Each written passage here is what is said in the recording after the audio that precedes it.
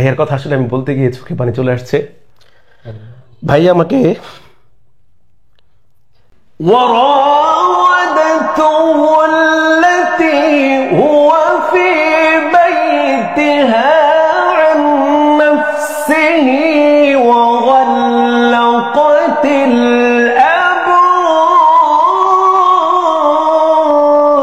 الله أكبر ما شاء الله ما شاء الله. Napoleon rightly said 100 mother is more powerful than 100 soldier. অর্থাৎ একজন শিক্ষিত মা 1000 সৈনিকের চাইতে উত্তম। রাইট। ছোটবেলায় আমার আম্মা আমাদেরকে নাস্তা দিত না যদি তিলাওয়াত না করতাম। আল্লাহু আকবার আল্লাহু আকবার। তখন কি এত সুন্দর তিলাওয়াত একজন জেনারেল পড়ুয়া মানুষের এবং একজন ইঞ্জিনিয়ারের কণ্ঠে শুনতে পেরে সত্যি আমি নিজে অবাক হয়েছি। আউযু বিল্লাহি মিনাশ শাইতানির রাজীম।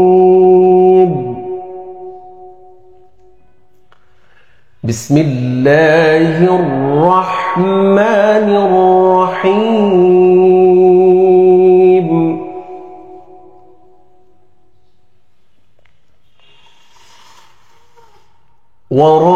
وراودته التي هو في بيتها عن نفسه وغلقت الأبواب.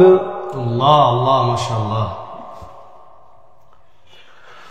وغلقت الأبواب وقالت هيت لك قال معاذ الله.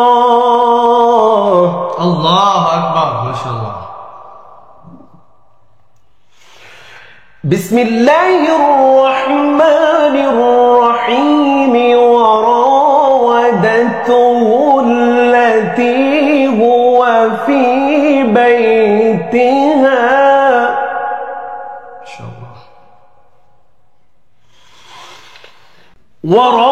وراودته التي هو في بيتها عن نفسه وغلقت الأبواب. الله أكبر ما شاء الله ما شاء الله. بارك الله. وغلقت الأبواب وقالت هيت لك قال معاذ الله. الله أكبر. إنه ربي أحسن مثواي ما شاء الله. إنه لا يفلح الظالمون. ولقد همت به وهم بها لولا أن رأى برهان ربه. ولقد همت به وهم بها لولا أن رأى برهان ربه. الله أكبر. كذلك لنصرف عنه السوء والفحشاء إنه ربي أحسن مثواي إنه لا يفلح الظالمون. سبحانك اللهم وبحمدك أشهد أن لا إله إلا أنت أستغفرك وأتوب إليك. প্রিয় দর্শক, এতক্ষণ যাবত আমরা একজন ইঞ্জিনিয়ারের কাছ থেকে কোরআনের চমৎকার তেলাওয়াত শুনছিলাম। এত সুন্দর তেলাওয়াত একজন জেনারেল পড়ুয়া মানুষের এবং একজন ইঞ্জিনিয়ারের কণ্ঠে শুনতে পেরে সত্যি আমি নিজে অবাক হয়েছি, আপনারা আমার মনে হয় অবাক হয়েছেন। এবং আমি কিন্তু ওনার এই তেলাওয়াতের অনেক আগে থেকেই ভক্ত। যখন আমি উত্তরাতে জুমা পড়াতাম তখন একদিন উনি আসলে আমার মসজিদে এসেছিল আসলে আমাদের যে মাইকগুলো সেটিং করার জন্য। ওই দিনই আমি দেখলাম একজন কে যেন কোরআন তেলাওয়াত করছে। তো আমি একজনকে জিজ্ঞেস করলাম, কে আসলো, এত বড় আন্তর্জাতিক কারি এখানে কিভাবে আসলো? আমি জিজ্ঞেস করার সাথে সাথে আমাকে বললো উনি তো আমাদের এখানে ইঞ্জিনিয়ার, আমাদের মাইকগুলো সেটিং করার জন্য আসছে। আসলে আমি সেদিন সত্যি অবাক হয়েছিলাম। আজকে দ্বিতীয়বারের মতো ওনার সাথে আমার দেখা হয়েছে আমার নিজ প্রতিষ্ঠান আত্মাশরীফ ইন্টারন্যাশনাল মাদ্রাসায়। আজকেও উনি আমার মাদ্রাসার কিছু দিক নির্দেশনা, কিছু কাজের জন্যই দেখাশোনার জন্য এখানে এসেছিল। আসার পর আমি বললাম যে আপনি আপনার কাজ পরে, আপনার ইঞ্জিনিয়ারিং পরে আগে যদি আমাদেরকে একটু কোরআন তেলাওয়াত শোনাতেন। আসলে উনি কিন্তু আমাদের আবদার রক্ষা করতে গিয়েই অনেক কষ্ট করে এসছে এবং কিন্তু আমাদেরকে কোরআন শরীফ আমাদেরকে তেলাওয়াত শুনিয়েছে। আসলে আমরা সবাই মুগ্ধ হয়েছি। তো একটু যদি আমাদেরকে বলতেন, আসলে আপনি কি কোরআন তেলাওয়াত আলাদা প্রশিক্ষণ কোর্স নিয়েছেন কিনা কারো কাছ থেকে, বা আপনি জেনারেল পরেও এত সুন্দর কোরআন তেলাওয়াত কিভাবে করছেন? ধন্যবাদ। আসলে আমি সাবের নাসির উদ্দিন। ইংরেজিতে একটা কথা আছে, Napoleon rightly said 100 mother is more powerful than 100 soldier. অর্থাৎ একজন শিক্ষিত মা 1000 সৈনিকের চাইতে উত্তম। রাইট। ছোটবেলায় আমার আম্মা আমাদেরকে নাস্তা দিত না যদি তিলাওয়াত না করতাম। আল্লাহু আকবার, আল্লাহু আকবার। তখন কিন্তু মানে নাস্তার গুরুত্বটা বুঝতাম, তিলাওয়াতের গুরুত্বটা বুঝতাম না। মা ইনসেন্টিভ দিত, কি বলতো যে তুমি যদি 1 পৃষ্ঠা বেশি পড়ো তাহলে আজকে তোমাকে পরোটা ভাজি, পরোটার সাথে ডিম দিব। যদি 2 পৃষ্ঠা বেশি পড়ো, যদি 1 পৃষ্ঠা মুখস্থ শোনাতে পারো তাহলে তোমাকে আজকে এইটা দিব। বিভিন্ন ইনসেন্টিভ দিয়ে মা কি করতো, আমাদেরকে তেলাওয়াত করিয়ে নিত। ছোটবেলায় তেলাওয়াত ভুল করার কোনো সম্ভাবনা থাকতো না। যদি ভুলেও পড়ে যেতাম, যদি কোনো একটা ইকফা গুন্না, কোনো জায়গায় হা, কোনো জায়গায় হা, কোনো জায়গায় বা, দেখা যাচ্ছে আলিফ কিন্তু অনেক সময় ভিন্নভাবে উচ্চারণ মানুষ করে, একটা ইকফা গুন্না যদি রেখে যেতাম, ওয়াজিব গুন্না যদি রেখে যেতাম, তাহলে মা পিছন থেকে বলে দিত, এটা ভুল পড়ছিস, কি করছিস সেখানে, ঠিক করো। কিংবা ভাইয়েরা ছিল 3 জন আলেম, ওনারা 3 জনই আলেম, 3 জনই মাওলানা। ওনারা আবার দেখা যাচ্ছে পড়ার সময় যেমন সবচেয়ে বেশি আমাকে যিনি কোরআনের সুশিখেছেন তিনি হচ্ছে আমার বড় ভাই। ভাইয়ার কথা আসলে আমি বলতে গিয়ে চোখে পানি চলে আসছে। ভাই আমাকে কারি আব্দুল বাসিত যেভাবে তেলাওয়াত করতেন সেভাবে শিখাতেন।